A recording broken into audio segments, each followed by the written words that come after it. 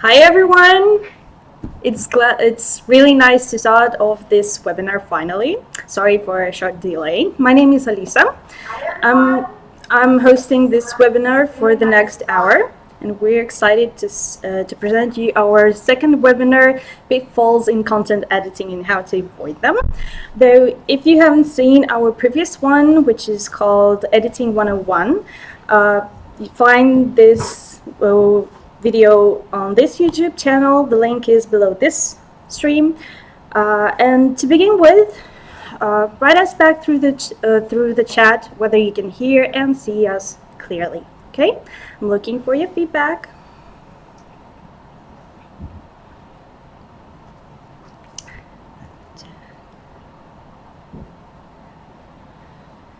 So guys, can you hear me? Can you see me? Write me something through the chat. Come on.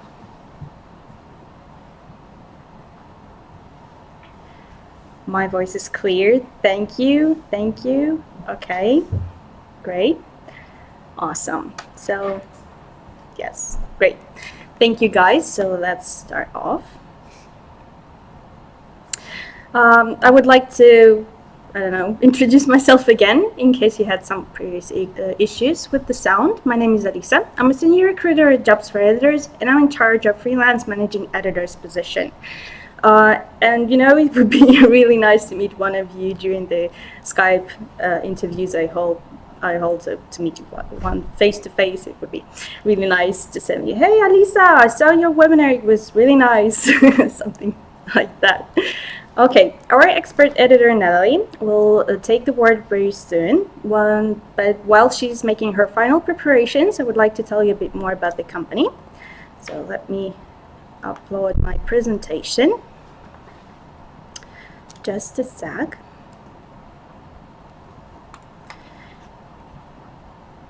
And here it goes. So Jobs for Editors is an editing agency which has been providing services for the past 13 years now. Our customers are based in English-speaking countries, therefore the only language we deal with is English. The texts are on various topics. We write and edit some kind of SEO tags, business plans, pitches, and even research papers. The vacancies are available for freelancers only. Therefore, our job postings can be found around the world, typically around the world on Google, LinkedIn, Facebook, and some of the most famous job portals like Glassdoor, Indeed, and Youthful Work. The position openings are basically of entry level. Therefore, even if you have little experience in editing, we can still consider your candidature for one of our vacancies, though you should have a good command of English. So, for example, the managing editors I hire, and at the stage when they were only applicants, not all of them were proficient in management, though they considered the position to be a great opportunity to gain such a skill. So we actually hire freshers in editing, and if you're the one and ready to learn, feel free to apply. As to the most promising applicants, we offer to start the training course. You'll be enrolled into one, and it is provided prior to starting actual work. We will provide you with all the necessary educational materials so you could learn how to perform as a managing editor or as a freelance editor. As far as I can see, Natalie is now ready to steal the show. Therefore, make your videos full screen and make the quality of it maximum possible, so as you'll have to read from time to time. And last but not the least, do not forget to address any of your queries to Natalie while she's speaking, because at the end of the presentation, she will answer the most interesting questions. Finally, Natalie's taking the floor. Just 2 more seconds to go and she will show up. Hold on.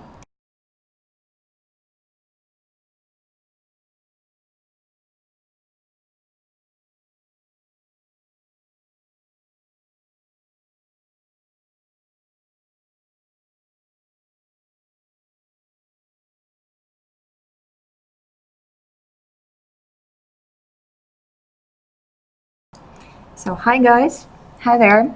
as some of you already know, so my name is Natalie, and I'm an expert editor working with Jobs for Editors. So we've promised a series of webinars giving you some insights into the process of editing. So here we are. If you have not seen our previous webinar, Editing 101, so there is a link up to it under this video, so you can get back to the basics whenever you like. So today we will talk a little bit in more detail about some content editing stuff, some client's brief, client's instructions, compliance with them. So we will learn how to check whether the text satisfies those requirements and so on.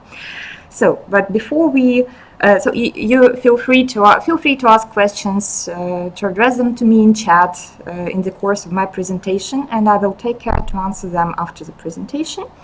So, but before we get to business, I will tell you a story. But wait one sec. So, here is my presentation.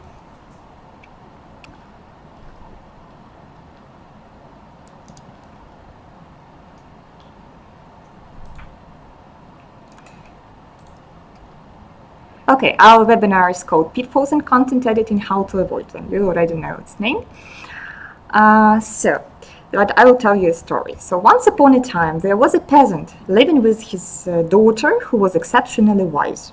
When the king heard about the daughter's cleverness, he doubted it and decided to test her. So he put her father to prison and told her that she should come to him neither walking nor riding, neither naked nor clothed, neither on the road nor off it. If she guessed the riddle, she had proved her cleverness and would marry the king. If she did not, the king would keep her father in prison for the rest of his life. So the girl wrapped herself in a fishnet and tied it to a donkey's tail, so that it had to drag her along, and she kept only one toe touching the ground. So the king agreed that she had guessed the riddle, he freed her father and married the girl. So that was a happy ending to this story. Sometimes the client's instructions remind me of the king's riddle. However, as far as content writing and editing are concerned, no one pays you extra for solving riddles, and chances are that the writer's all-purpose solution will not hit the spot. So first and foremost, you should make sure that the client's instructions are clear, and so they are clear enough for your little 5-star squad to deliver exactly what's needed, without any extra effort and any second guessing. So today we will talk about the client's brief or content outline and see which aspects we should pay attention to so as not to waste time editing irrelevant content in case the writer has misinterpreted or simply disregarded some of the requirements. In other words, how to crack the client's brief. So that's the name of our next section. So here I have a cartoon, which is, quite common for people who work in some creative businesses like content writing. So we have a client and an advertiser, and the client says, so I'm afraid this creative doesn't meet the brief. So the advertiser asks, so what brief? You sent a one-line text from a bar. And the client says, so that's why it's called a brief. Guessing what the client wants is part of the creative process. And then the advertiser asks, why even bother sending the brief?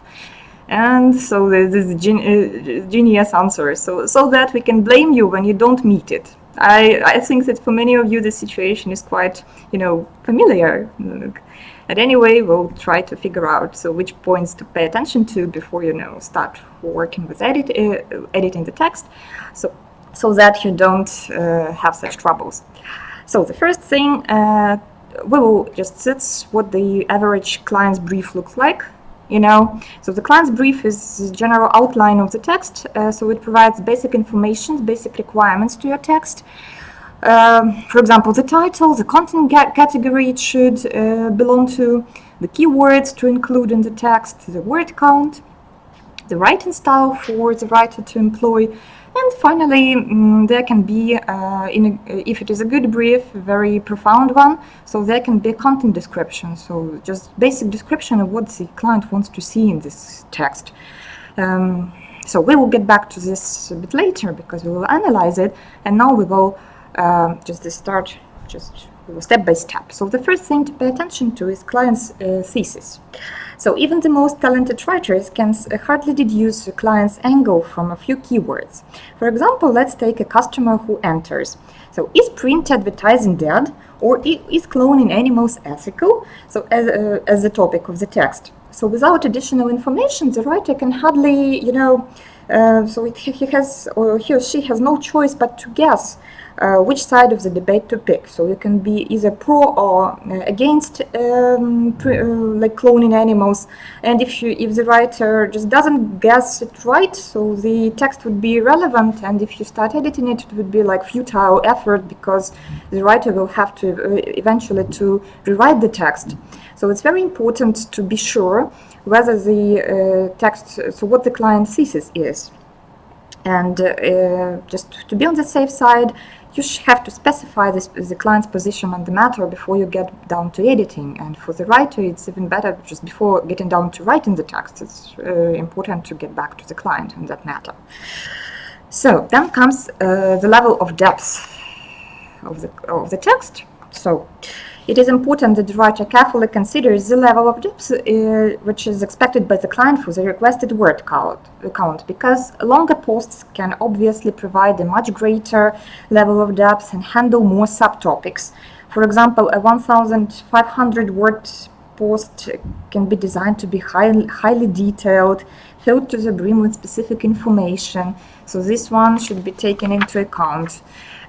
Because otherwise the text can ultimately appear irrelevant if some aspects are not covered or if it's not deep enough.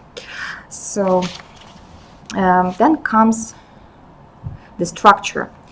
So the desired structure of the text is one more important thing to consider. We'll get back to it later, just as far as editing is concerned, or just compliance with instructions is concerned. But when you have the brief, you have to specify what structure the client envisions. Check if the piece is to be organized into subsections or chapters. How many subheadings does the client need? Is there a word count for each of these sections? To what extent should each subsection cover the aspect it is dedicated to? Perhaps the client wants the article to open with a summary paragraph, or to be closed with a small summary, or it could look much better if arranged as a list of neat bullet points, like you see in this picture. So we had a big paragraph which was restructured into bullet points.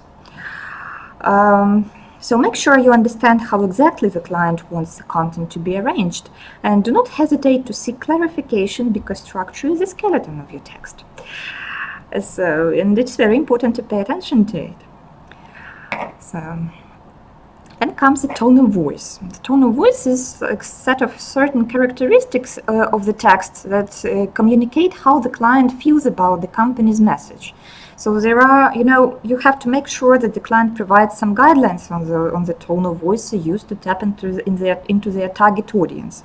For example, they can state that our tone is conversational, clear-cutting, jargon-free, and professional. It is not sarcastic, verbose, condescending, or over-formal. So the tone of voice to be chosen depends on the client's area of expertise, the target audience, and the objectives of the content. For example, if you write an article or the writer provides an article and you edit it on behalf of a hospital, you would not be sarcastic, edgy, or upbeat, because so some of your readers there can be some people with health issues reading the text. So in this case, it's not the best place to show off your sense of humor. So you have to be serious and matter of fact, and so on. So while this is obvious, there are some cases where the tone of voice would differ depending on the purpose of the text. So getting no specific guidelines on the client's behalf, you would risk delivering an irrelevant piece of work. However, it's more of an exception. Usually, website owners prefer not to deviate from a once chosen tone of voice, so you can, the easiest way to choose the right strategy is to find some examples to follow on the customer's website. So it's much easier to mimic a specific tone strategy if you have seen or read something, rather than interpret vague terms like formal, casual, or informative but friendly. But in some cases, some clients may just leave out this characteristic and not indicate the tone of voice. And as an editor, so if you communicate with the client, sometimes you can get some additional clarifications on that and help the client, identify the tone of voice, the tone strategy, and not to get lost in all those characteristics and adjectives used for that. You can analyze the tone of voice along the 4 dimensions. For example, humor, formality, respectfulness, and enthusiasm. So there is a certain spectrum where you can see it in this slide. So the text can range from funny to serious, from formal to casual, from respectful to irreverent, enthusiastic, or matter of fact. So you can choose any point on this line in the spectrum, and that would be a good characteristic of the text. So you can pick up the particular words, like some word choices, some grammatical structures, which can, the rhythm of the text, it all adds up to that certain tone of the text that can be identified in it. Okay, so that was a big piece of information. Now let's get to examples of briefs. So this is one good example of a brief. You have seen it before in the previous slides. So the writer has to provide a shopping and product review, as you see in the content category, with the title Best Amazon Product Review Article. And the keyword to include in this text is the keywords. So our best cold wax hair removal. So from these 3 sections, we can already find out that the text should address the topic of best cold wax hair removal products, and it should be written in the form of a product review, quite obvious. And of course, all those products should come from Amazon. So the word count is 1,000 words, quite a long article. So the tone to be chosen is a friendly one, so friendly tone, which is certain characteristics, certain vocabulary choices, quite casual style, and so on. And finally, there is a product description, which is the writer has to provide 6 products, and each product must list pros and cons of certain, of each product. There should be pros and cons of each product. So the products must be found on Amazon.com, which is quite obvious from the title. And there is also a sample format suggested here. So the text should have an intro, then you have to list the products just by name. Then product number 1 comes, so with its description and pros and cons of using it. Then comes product number 2, description, pros and cons, and until you get to the 6th one. And finally, in conclusion, the writer has to pick one product that is the best one in the market, in the Amazon, and recommend it, of course. So there should be, so this is quite a detailed outline of the structure, which helps the writer provide the needed content. So it leaves the writer some certain space for creativity, but not too much, so that you don't have to guess whether you have completed everything correctly or not, and so on. The only thing I would clarify here is the criteria according to which the writer has to decide which product is the best one. So which criteria are to be covered here. So that's, but in other respects, it's quite an exhaustive brief. Now we get back to a worse one, so it's not so good brief example. So in this one, so the title is 10 Facebook strategies for your family, sports, bar, restaurant. Already some questions occur, whether the writer should use any personal reference in it, should there be any practical cases to be described, and so on. So this is a blog post of up to 2,000 words. And the writing style is not indicated, so we don't know whether it should be more formal or less formal, more casual, and so on. So it's like a little bit vague in this respect. Then there is a description, but the description is not, not very, it doesn't say anything about the structure, just about the content. So the client wants the writer to talk about Facebook. So how Facebook has changed in the last few years, how the newsfeed affects what the audience sees, the cover pros and cons of using paid Facebook ads, and recommend the 30 to 70 rules when it comes to posting about your business. Create events for big games so that they show up in people's events. It's not clear whether those events should be real or fake, imaginary again. So, and to add some more strategies as the writer sees fit. So again, what structure does the client envision? It's not clear how many paragraphs, what subsections should be there, just some information to clarify. Should there be any links to external sources? Should there be any particular strategies among those other strategies? So which criteria should be used when you pick up the right strategy? Again, so there are some questions to clarify because the structure and the general arrangement of the text is quite. So this brief doesn't give this this view on that. So there are some things to clarify with the client before you get to editing this text. Okay, so that's what considering the brief stuff. And now we will get to another section of our presentation, so which is checking content against guidelines. In our, when we advertised this webinar, we called it this section "Winning the Content Against Guidelines Challenge" because it really reminds me of when you fight some certain creature, like with many-headed creature, when you correct some particular, and you just have to win this challenge, of finding, checking the text. So in this case, you have to check yourself and ask yourself certain questions. So when you get down to the text, and the first question to keep in mind here is to, is there any scope creep in the text? So for example, we have such a text, so with a description, where the writer had to explain how Kebab Express can do business with another local company or business in Alabama. So we have to talk about local strategy, local marketing strategy in business, and for some reason, in the very introduction, the writer just uses such words as globalized world, globalization, international markets, expanding to the international market. It seems that the writer has misinterpreted the task or just disregarded some particular aspects of it.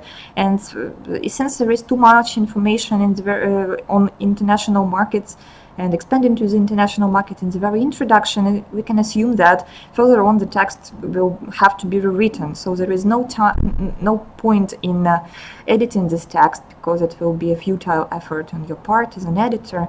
So in this case, we would recommend sending such a text back to its contributor for them to revise the text and rewrite it. So the next thing. For example, you can see that the content is relevant to the topic, but it is too shallow. For example, we have a blog post titled "How to Write Content That Increases Sales by 1000+%, a beginner's ultimate guide to copywriting for the web." So quite that's quite a big promise, And in this case, of the first questions the editor needs to answer is whether or not the content can really increase a newbie's copywriter's ability to sell on the web by 1000%. Are there any real case studies, step-by-step how-tos, lessons or exercises for the reader to follow? If the reader is a new copywriter, but the content of the article is fluffy advice, it's not fulfilling its promise. 1000+% increase in sales is a crazy big promise, which means the tactics that will get those results should be actionable step-by-step instructions. So if the text doesn't fulfill its promise, it can eventually harm the reputation of the client who orders it, and the writer's reputation, and yours as an editor, because as an editor you're responsible for the content of the text to a certain extent. So in this case, you have to critically assess it and make sure that it provides the necessary level of depth and fulfills the promise. So then comes the aspect of sources. So some writers concentrate on the text itself and often forget to attribute the ideas that they used while writing content to the original sources. And sometimes it can be considered unethical, or sometimes it can even harm the client's reputation, so which is not a very good thing to do, of course. So if the content, normally clients have certain vision of how she or he would like the content to look like. So they have some examples that they have found in other websites, maybe some particular statistics they would like to be included into the text and so on. So if the content does include some research, statistics, opinions, or quotes, make sure that they are attributed correctly. So in digital form, links should go to the original source of that information and not to another post quoting the original content, because those double quotings again doesn't look credible, doesn't look professional enough. So that's it. And and the tone of voice strategy that we have already talked about a little bit. So you have to choose whether the writer has you have to check whether the writer has chosen the right style or tone, because sometimes the writers can want to show off their language command and so on, so they use some very formal, very fancy phrases, but when it is not applicable. For example, the client wants the piece of content to be written in some friendly tone, but this extreme case when the writer just made it too formal. For example, why use such a weird greeting as felicitations, like when you could say good morning or hello, and use such complex phrases as disgruntlement. So we ran like services we ran because disgruntlement in yourself. And then you just touch base with us promptly. So we will not say we hope everything has been okay, but if not, please get in touch with us. And so on. You see, so in this case, you have to pay attention to the vocabulary choice and grammatical structures used by the writer. So if the tone was supposed to be friendly, so make sure that the text sounds natural and avoid unnecessary verbiage. Make it sound as if like you're speaking or something. So if in this case, if the text has a completely wrong style, it's better, of course, to send it back to the writer. But if you have just to fix some particular word choices or something like maybe some grammatical structures, you can do it yourself. Just always not to wait until the writer does it. So in here we have, so this already has something to do with macro editing, micro editing, and all that stuff. So this is our next step in our next section of the presentation. So you see macro editing. So when you have already ensured that all the guidelines are followed, you may probably think that it's time to fix typos and suggest better word choices and correct grammatical structures and so on. Of course, it's a very that's definitely a very big part of editing and a very noticeable one, and everyone thinks about editing is something like correcting grammar and punctuation and so on. But before you get into those details, you need to check the text for more critical, bigger aspects. For example, let's start with the structure. So we have already mentioned the structural aspects in respect that you have just to find out whether the client wants it to look to consist of bullet points or separate paragraphs, some subsections, and so on. Here we have again, if you can edit something in it. So we'll suggest the anatomy of an average good article. So a good article should have an awesome headline. So this headline will have, it's very important part of the text because it's the very first thing the reader will see. So it should be interesting enough. It shouldn't be too long. It should be effective, punchy, and emotional. So use some emotional phrases in it. And one more good strategy to use here is to give some promises to the reader. So the reader should understand the value of the text already from the headline. So you remember that example with 1000+% increase in sales, and it was quite a good example of a headline because it really gave it was given a good promise to the reader. So that was quite an effective strategy. So you want the reader to, so you have to make the reader want to read the rest of the story, and this headline should hint at the value of the article. So then comes the introduction. So the intro is also like so it again should promise some value in the text, and the reader should understand what it is all about. And so you have to think of some particular unique angle of this post. What should it just cover? And it should also share the value the readers will get if they continue to read the text. So one thing to think of an introduction like is to apply this very common, very popular marketing strategy, marketing technique, like, you know, to ask the question of what is in it for me. So in this text, which is if the introduction does answer this question, does give a clear answer to this question. So in this case, the introduction is probably effective.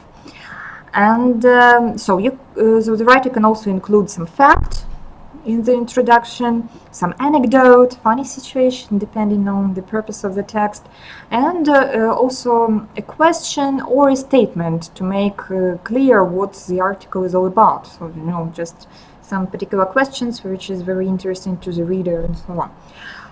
So that's what the intro should consist of. After the intro, there can be a lead-in. The lead-in can be implicit, just already included in the introduction, or explicit, where you can just state, so in the main points, like for example, if the main body of the text consists of certain bullet points, so the lead-in can just say that the main points of the article are, or the main strategies we will cover today are such and such, and so on.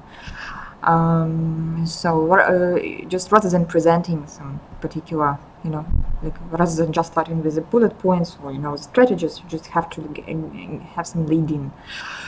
Okay, so then comes the main body of the text. In the main body, so the writer has to follow the outline provided by the client in the brief, and of course to observe the structure. You should, as an editor, you should ensure that the text has a logical flow.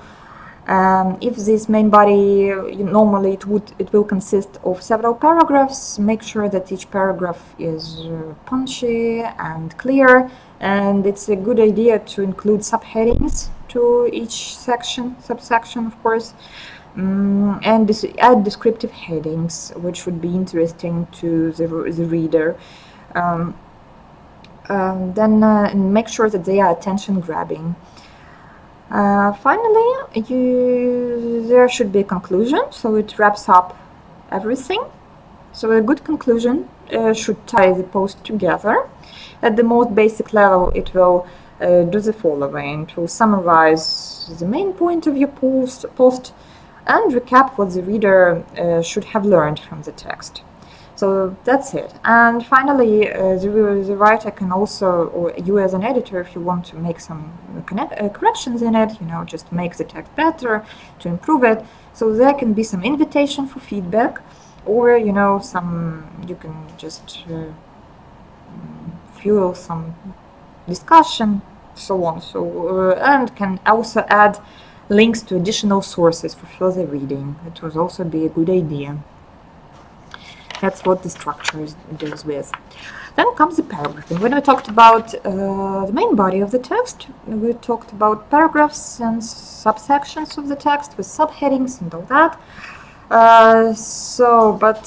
Here we would like to draw your attention to such fact that in online content writing, so the paragraphs are quite different from the books, what we can see in the book. For example, in the book, the average paragraph would consist of 7 to 8 sentences, and it would be quite, you know, dense text.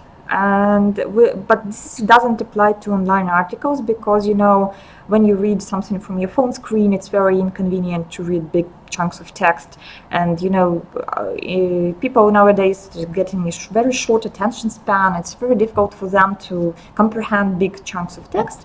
So if you're dealing with content with online articles, make sure that they are short and the paragraphs are short and punchy. Like, the rule of thumb is to make them like 3-4 sentences long, not longer. So in the 3 sentences paragraph, there should be a particular statement, like a topic sentence, if you know.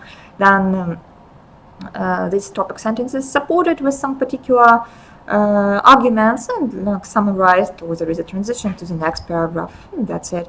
Like 3-4 sentences is quite enough for a paragraph, and if you are dealing with online content.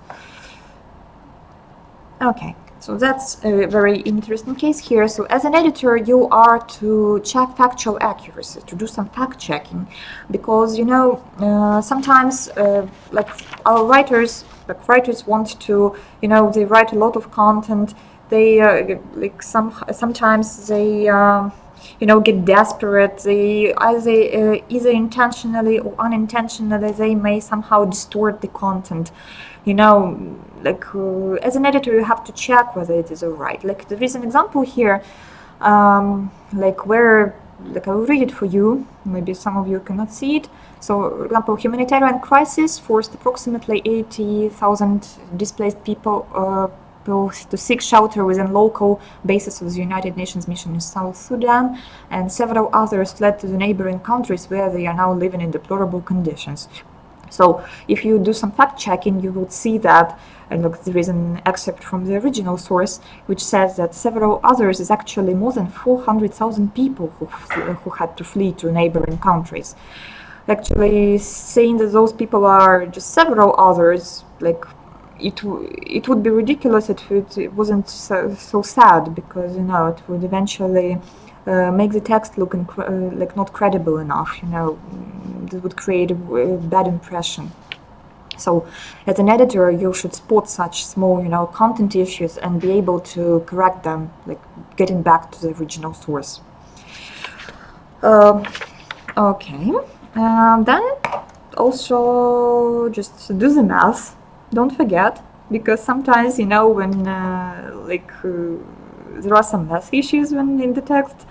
For example, if you have an article about the chocolate flavors, like in the writer, for example, states that 70% of respondents agree that chocolate ice cream is better than vanilla. One-third prefer vanilla over chocolate. So if you add up those numbers, it will turn out that 70% of the respondents plus 1/3, which is 33.3%, it will eventually add up to make 103.3%, which a bit too much, because the audience of those ice cream lovers cannot exceed 100%, obviously.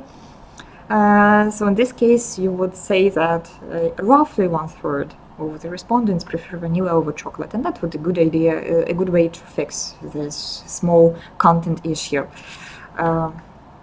Okay, and now we go to such aspects as superlatives. So some, you have to check whether the veracity of claims made by the writer, and whether those superlatives or some, statements like the best product, the greatest decision, the top something, the most, the first, and so on.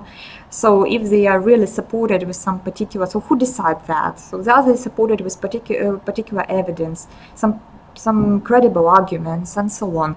So if they are not supported with good evidence, just better avoid those superlatives and use something more neutral.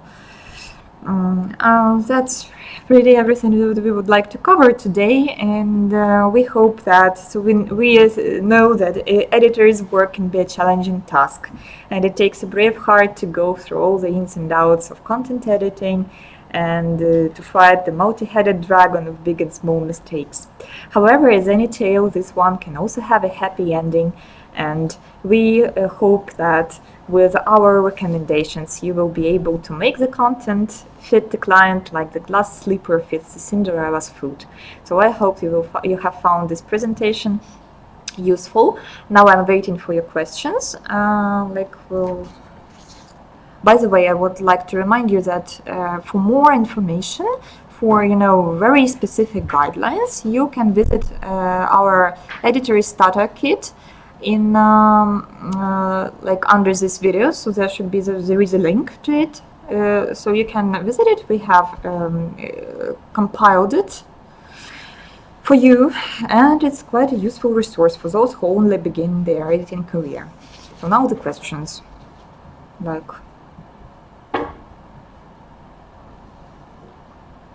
how to be a good editor while editing your own piece without feeling heartbreak of losing an idea.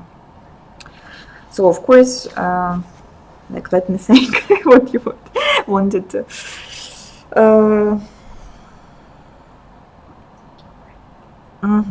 So I think that it's a good thing to, like, when you just have written a piece of content, you have to take a break. You can have a cup of coffee. You can watch an episode, of your favorite sitcom. Like, make a pause and then get back to your text, and you'll see it with your fresh eye, with like a new person, and you already see where to make some changes. I don't know why you would feel heartbroken if you lose an idea. So you probably wouldn't lose it because you already know what you're writing about. So editing actually doesn't mean rewriting the idea, just making it sound more logical, more better developed and so on. Okay, and so you have to proofread it. Make sure that all those necessary words, expletive structures are eliminated, and so on. So that's what editing boils down to. Okay. So what makes a headline awesome? So I have mentioned that emotional vocabulary, some adjectives, promises, value, punchiness. So it shouldn't be what I prefer in my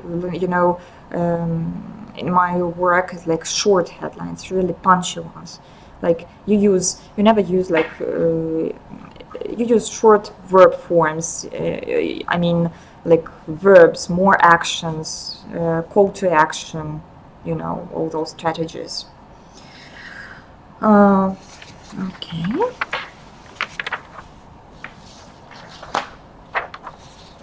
Is rewriting the same as editing? Oh, I wouldn't say so. Editing means you just introduce some particular changes which were motivated by your if something was not covered logically enough, and so on.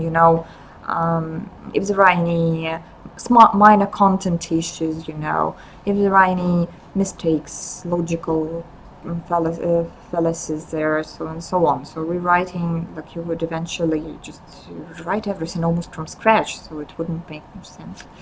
So they are quite different.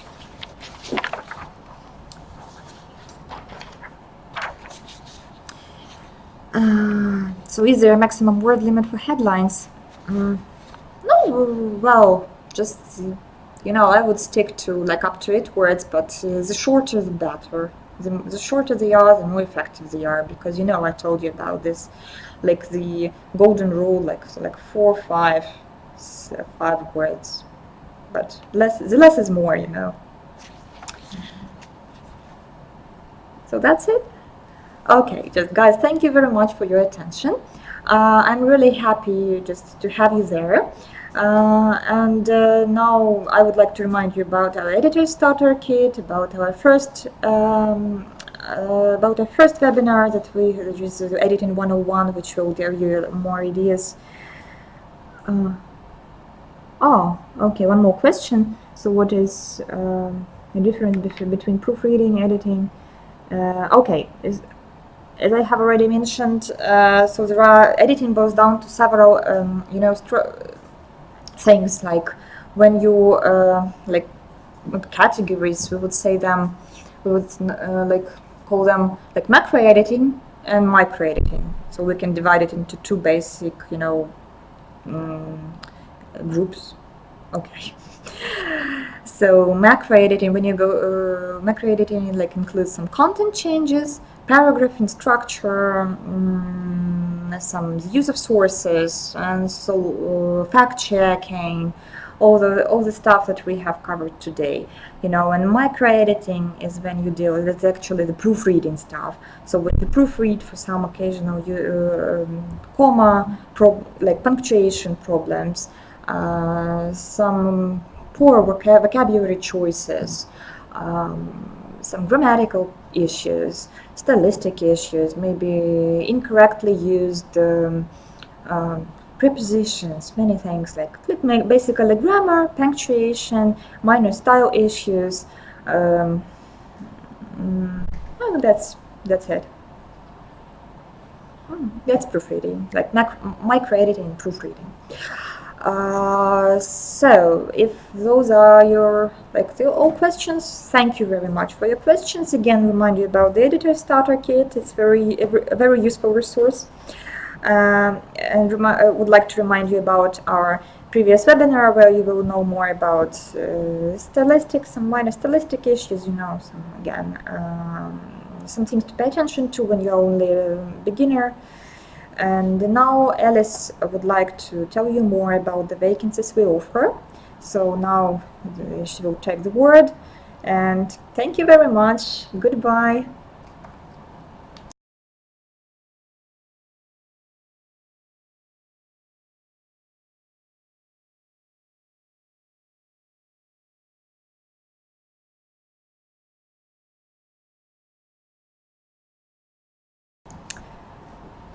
So hi guys, I'm back here. Just a few moments I will open my presentation. As actually within Jobs for Editors, we have two position openings. The first is freelance editor. This position is related to editing solely. I mean, on contrary to our managing editors, freelance editors do not supervise anyone. They work solely. And then freelance managing editors there is like a managing editor. It means the editors are supervising, but they are not supervising editors as you may think, but supervise writers.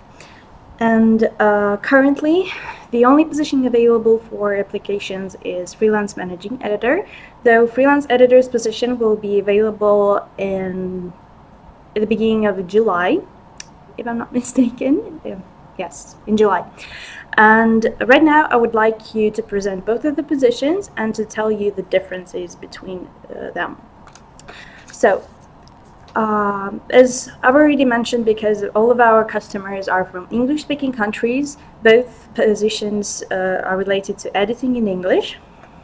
Then let's check the following lines, which is work schedule and minimum set of orders on a monthly basis. And as you can see, freelance editors have no schedule at all, though required to complete at least 20 orders. Orders, they are on average 3 to 4 pages long, so they are rather short or middle length. And managing editors, on contrary, are required to complete at least 80 orders. Therefore, they are required to work for at least 5 hours a day, 5 days a week. Though their working schedule is flexible. In terms of hours, I mean, as managing editors are the ones who are setting deadlines for their writers to submit their pieces back for editing, you'll be able to plan your days setting those deadlines. It's according to your preferred working time and your time zone, right? And then in terms of days, you may work over the weekends and then make gaps during the business days, though it is a strict requirement to work for 5 days a week because managing editors' workload is consistent. If to count of those 80 orders, it means that on a daily basis, you'll be dealing with 4 to 5 orders to work on.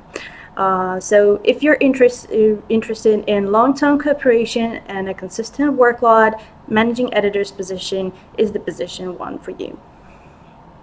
Okay, next. Let's check the following lines, which is teaching and evaluation of author's process. As I already mentioned, freelance editors do not supervise anyone, they work solely. Therefore, they have no such aspects within their work. And managing editors, as teachers, they assess the writing skills of the writers with the aim of determining their strengths, their weaknesses. Upon those weaknesses, they provide tips on how to maintain and improve their writing techniques. So there will it's like editing is not the only responsibility of a managing editor. So you'll be managing their writers' workload. Also, you'll be like tutoring for the writers. You'll be teaching them. You'll be how to say it. You'll be simply you'll be in charge of making them improving their writing skills and English skills as well. Great. And then onboarding and training. As for both of the positions, we have trainings available. The onboarding course is for freelance editor. It takes for just a couple of days, 3 days on average, if I'm not mistaken, and the limit is like up to 1 week. And then the training course is rather long in comparison to freelance editors. So managing editors trainings last for 3 weeks on average. During this time, we provide all the necessary educational materials. There'll be about like 9 presentations, 8 to 9 presentations about how to perform actual work.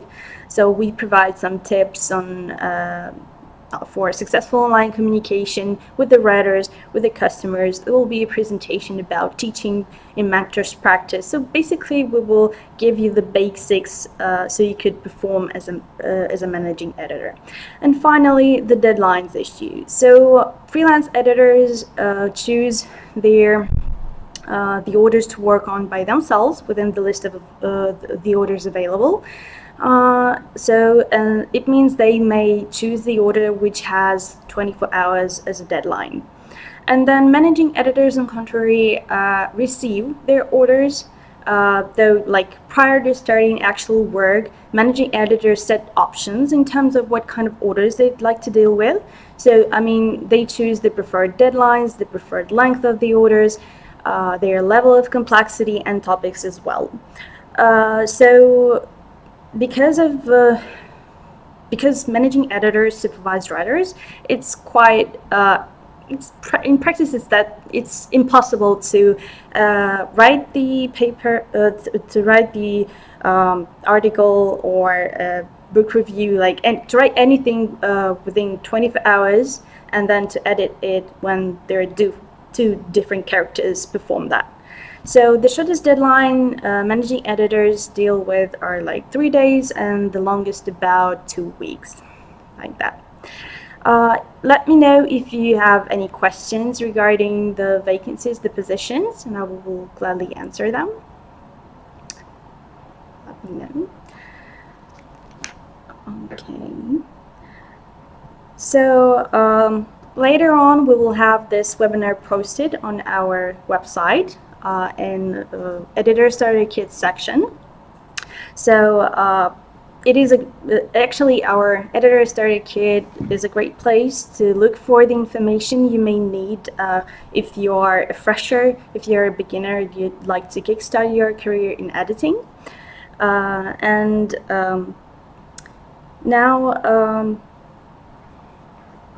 as far as I see, there's just some kind of questions. Let me see.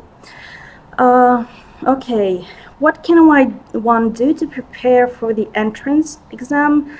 That test is the most vexing exam I've ever taken.